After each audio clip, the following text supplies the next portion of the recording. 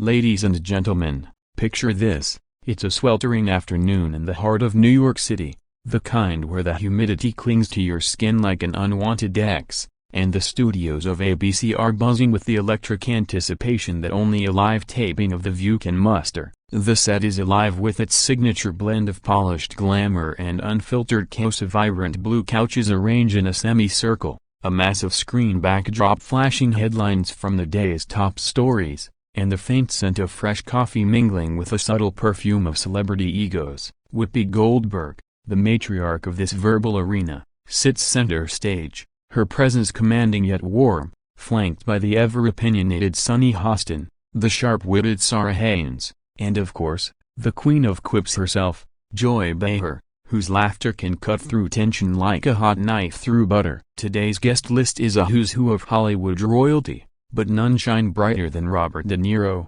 the two-time Oscar winner whose gravelly voice and intense stare have defined generations of cinematic grit. At 82, De Niro strides onto the stage with the unyielding swagger of a man who stared down mobsters on screen and politicians off it, dressed in a crisp navy suit that hugs his frame just enough to remind everyone he's still got it. The audience erupts in applause, a wave of cheers that crashes over the set like thunder, and as he settles into the hot seat opposite the co-hosts, you can feel the air thicken with possibility. This isn't just another promo spot for his latest indie flick about a washed-up boxer reclaiming his dignity in the ring. Oh no, this is De Niro unplugged, raw, and ready to rumble. The conversation kicks off innocently enough, with Whoopi leaning in, her eyes twinkling with mischief, asking about the film's parallels to real-life comebacks, particularly in the cutthroat world of politics. De Niro chuckles, that signature half-smile playing on his lips,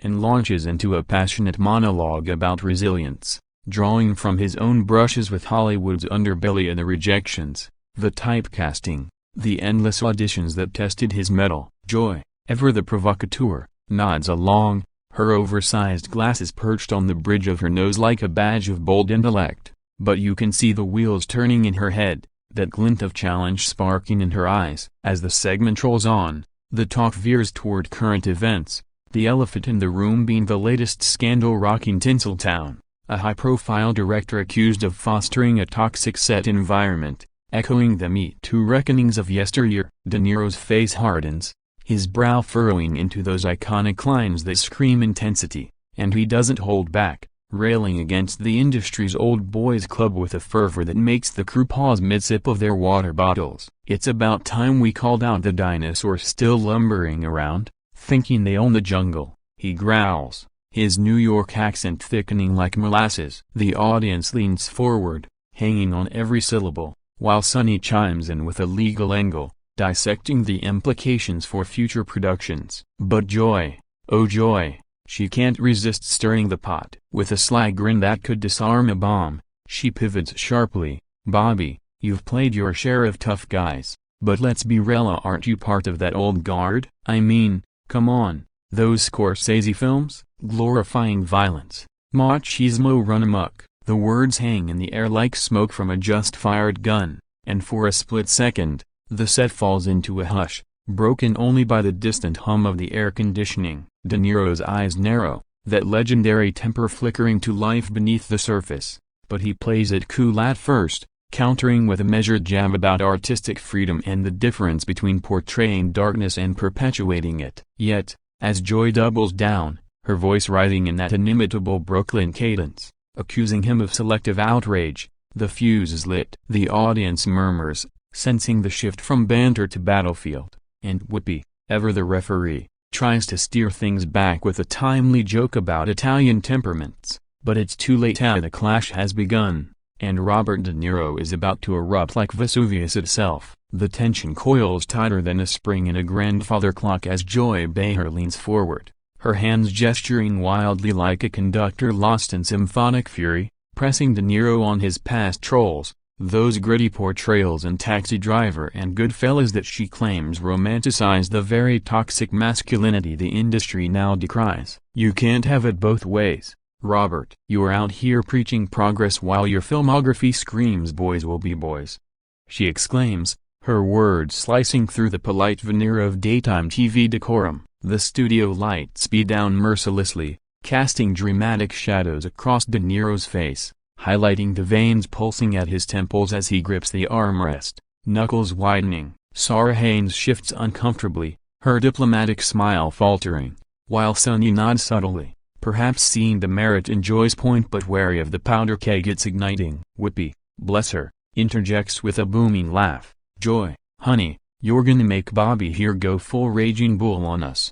But the levity lands flat, swallowed by the growing storm. De Niro, the master of controlled rage, inhales deeply, his chest rising like bellows, and when he speaks, his voice is a low rumble, laced with the authenticity of a man who's lived every scar he wears. Joy, with all due respect, and that's a lot, because I admire your fiery but you don't get to rewrite history from a couch. Those films, they exposed the rot, didn't glorify it. Travis Bickle wasn't a hero, he was a warning, a mirror to society's underbelly that we're all too scared to look into. The audience applauds tentatively, a ripple of support, but Joy isn't backing down. She's in her element, the thrill of debate fueling her like rocket propellant. She fires back, referencing a recent interview where De Niro allegedly dismissed younger actors' complaints about long hours as soft, twisting his words into a noose around his neck. Soft? That's what you said, right? Meanwhile,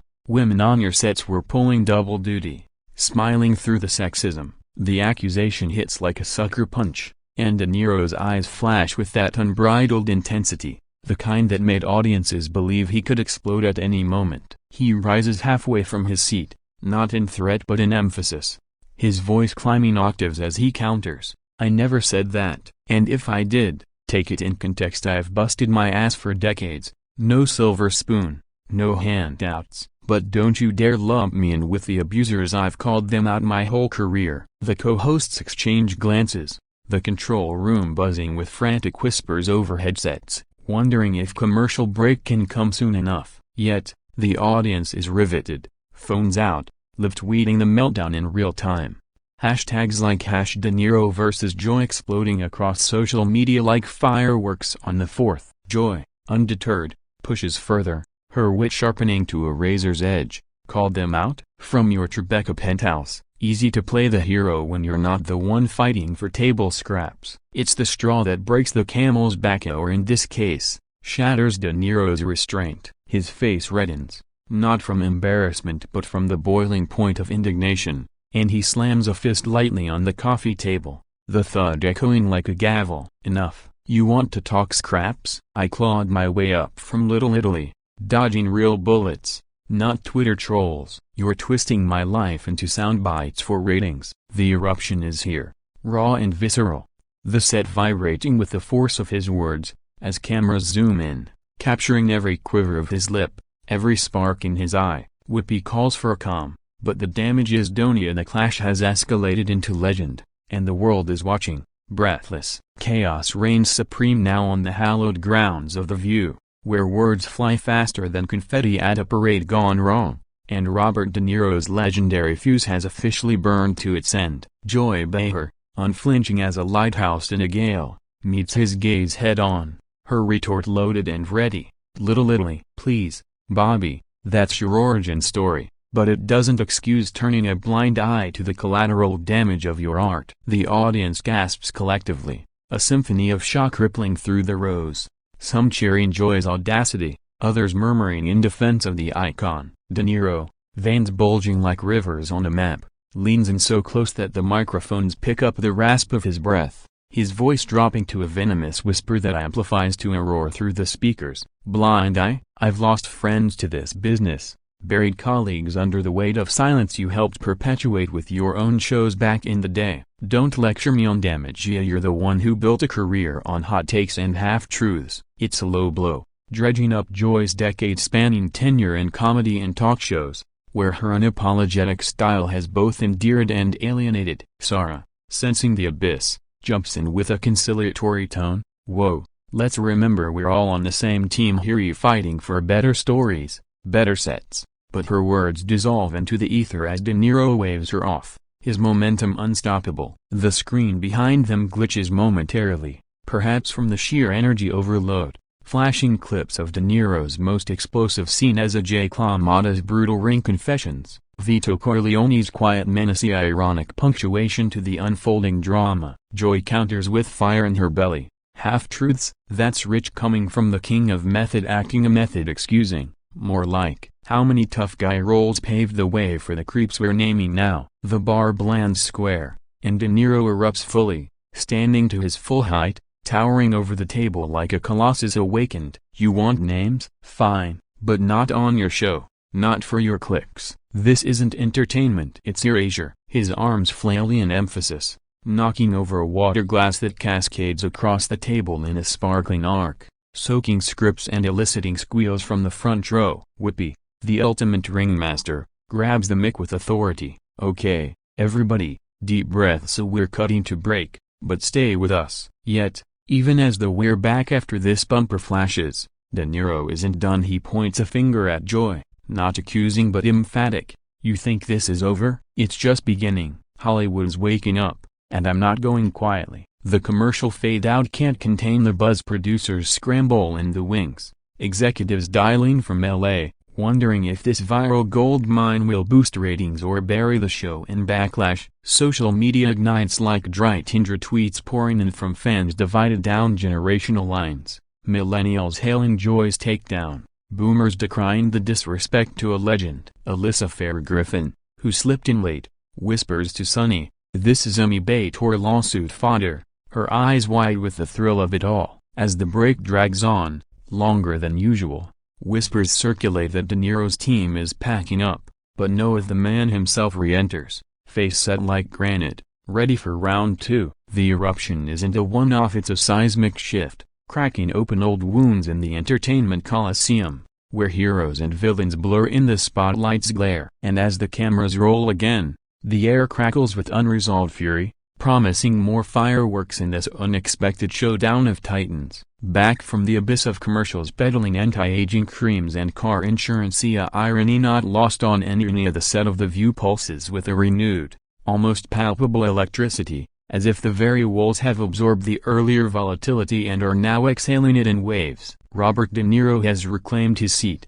but it's a throne of thorns now, his posture rigid, jaw clenched like a vice, while Joy Behar sips her water with deliberate calm, though her eyes betray the storm still churning within. Whippy, ever the diplomat in diamond earrings, eases them in with a pivot to lighter fare. All right, folks, before we dive back into the deep end, let's talk Robert's new film Killian, right? Tell us about that knockout scene in the third act. But De Niro, his mind a whirlwind of rebuttals, barely registers the softball, muttering, "It's about redemption." Whippy fighting not just fists, but the lies we tell ourselves. The segue hangs awkwardly, the audience chuckling nervously, sensing the undercurrent ready to sweep them under. Sonny, seizing the moment, probes deeper into the film's themes of accountability, drawing parallels to De Niro's real-life activism against industry inequities. But Joy can't let the gauntlet lie idle. With a theatrical sigh that draws laughs, she quips, "Redemption, honey, that's what therapy's for, not another gritty drama where the anti-hero gets a pass." The jab is velvet-wrapped steel, and De Niro's head snaps up, his laugh bitter and barking. "Therapy? I've done more soul-searching on a Scorsese set than you've done in a lifetime of panels, Joy. At least my characters face their demons, so you just poke at them for applause." The crowd oos, a mix of delight and dismay, as Sarah tries mediation once more. "Joy, Roberta, passion is what makes this show great, but let's channel it productively." Yet productivity is the last thing on anyone's mind. This has transcended talk show territory into primal territory, a clash of eras where De Niro embodies the raw, unpolished authenticity of 70s new wave cinema, and Joy represents the polished, performative outrage of cable news descendants. De Niro presses on,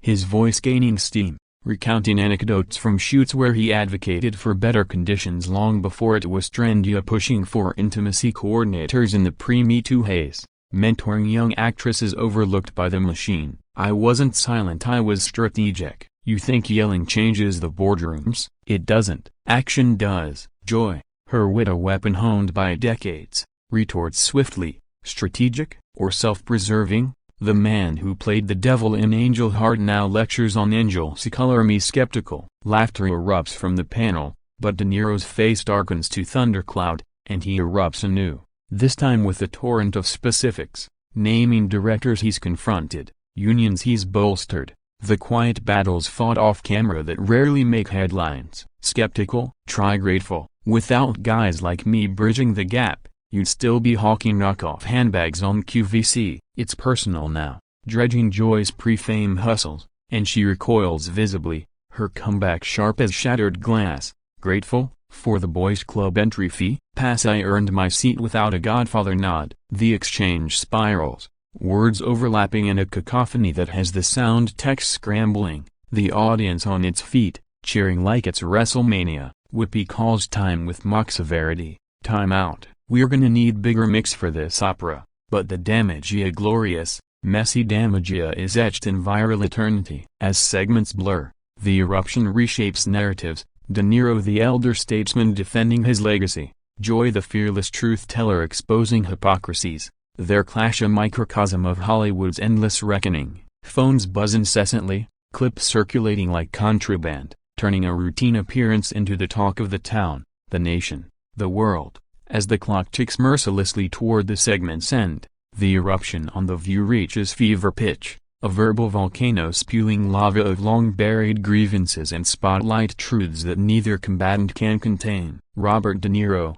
sweat beading on his forehead under the unforgiving lights, gestures emphatically, his hands carving the air like a sculptor mad with vision, detailing the invisible labors of love that built his empire. The late-night script rewrites, the producer battles for female-led stories, the quiet donations to women's advocacy groups that never grace tabloids. You see the glamour, Joy, but not the grind. I didn't coast, I carved paths for the voices you now amplify.